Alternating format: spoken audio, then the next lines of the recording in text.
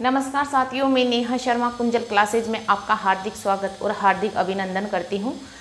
अब आज ये कृषि से संबंधित आपकी दूसरी क्लास है और ये क्लास आपकी सीईटी की एग्ज़ाम है, चाहे पशु परिचर की एग्ज़ाम हो, चाहे शिक्षक भर्तियाँ हो, सभी के लिए क्लास बहुत उपयोगी साबित होने वाली है। तो इस क्लास को बहुत ध्यान से पढ़िए। ये slide very very very most important, ये है कृषि से संबंधित क्रांतियाँ। यहाँ से क्वेश्चन ऐसे कि ऐसे एग्जाम में छपते हैं। तो हम बात कर लेते हैं कृषि से संबंधित क्रांतियाँ। हरित क्रांति, सबसे पहले हरित क्रांति।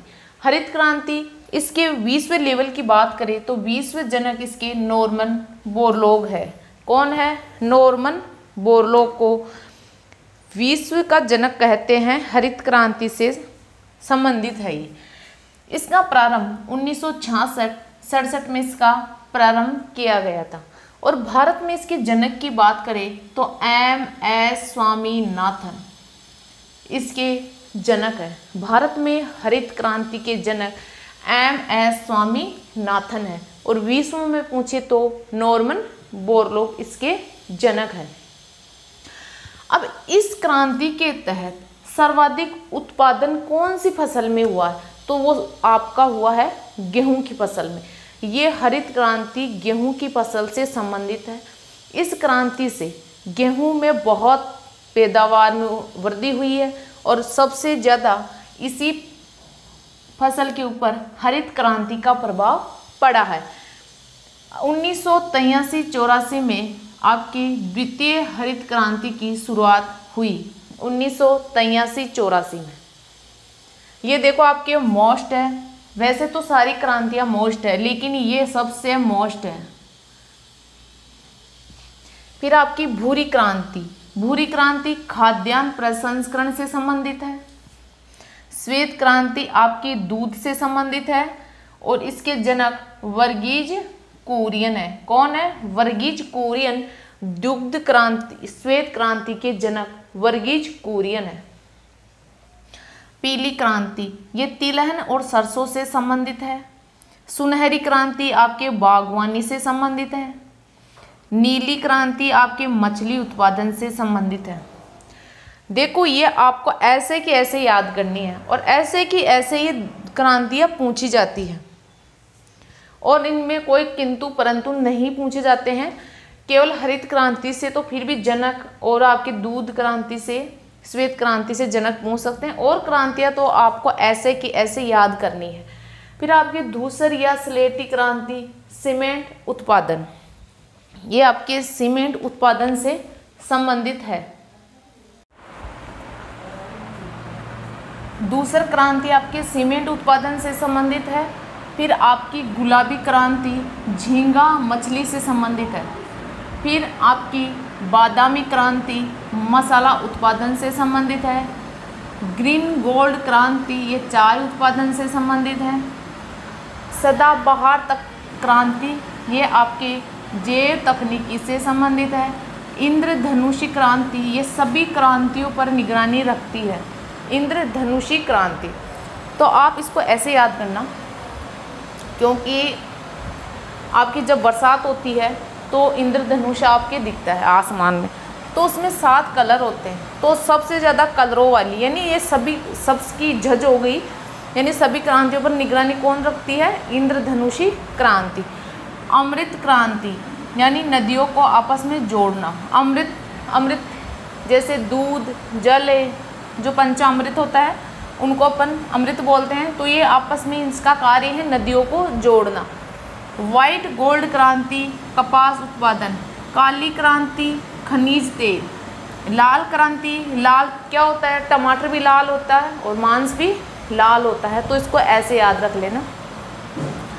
गोल क्रांति आलू कैसे होते हैं? गोल। और रजत क्रांति अंडा उत्पादन से संबंधित है। ये आपकी क्रांतियाँ देखो इम्पोर्टेंट है। मैं केवल इम्पोर्टेंट फैक्ट ही आपको बता रही हूँ। ये इम्पोर्टेंट भी है और ऐसे कि ऐसे आपको याद करनी है। इनमें कोई किंतु परंतु नहीं लगाना है और ये सभी के लिए उपयोगी क्लास है।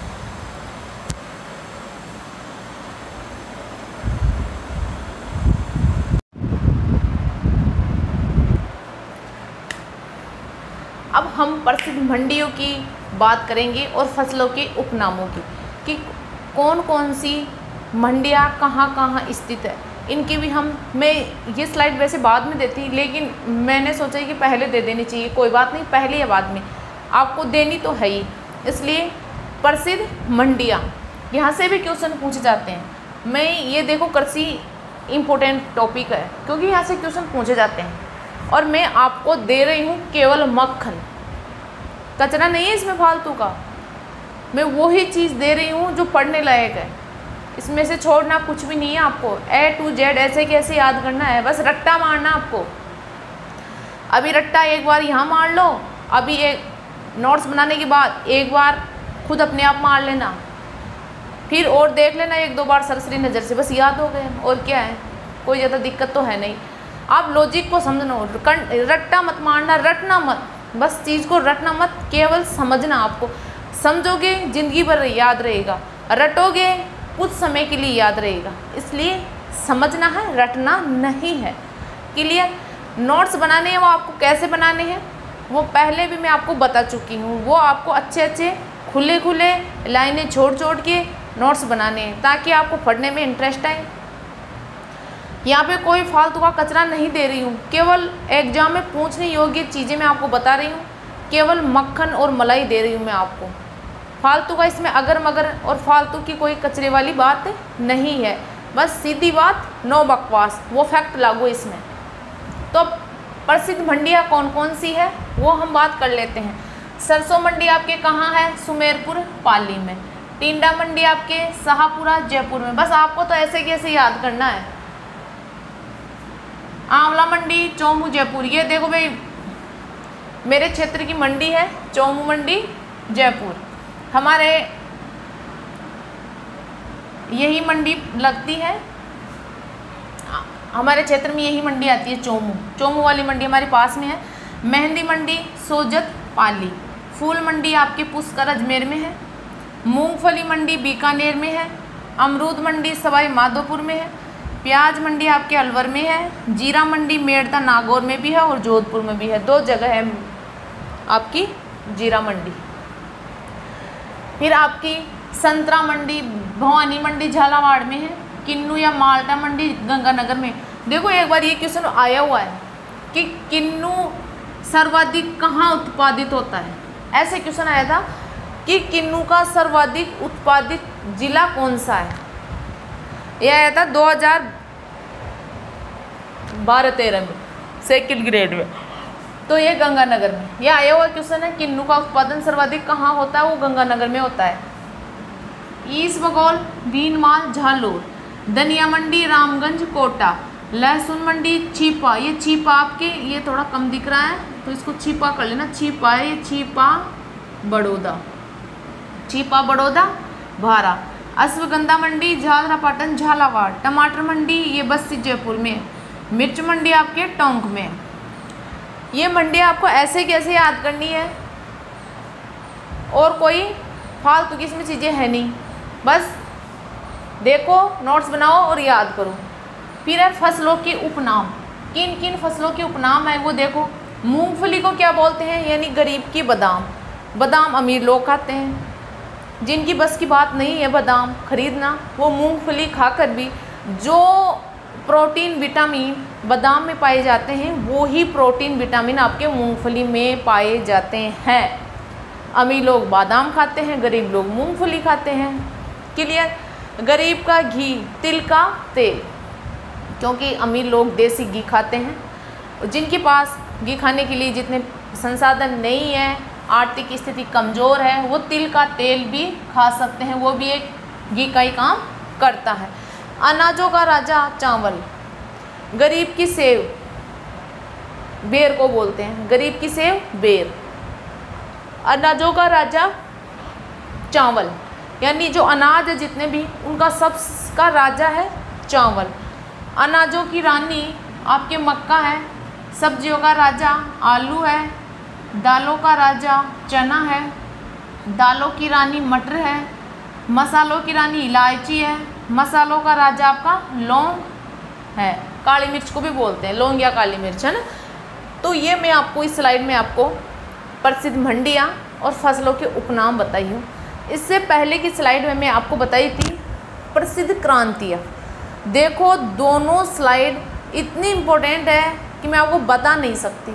यहाँ से क्वेश्चन कैसे भी मान लो, मैं जो आपको कृषि का ये टॉपिक उठा रही हूँ वास्तव में बहुत इम्पोर्टेंट है। यहाँ से हर एग्जाम में कम से कम 4 या 5 क्वेश्चन आते हैं हर एग्जाम में।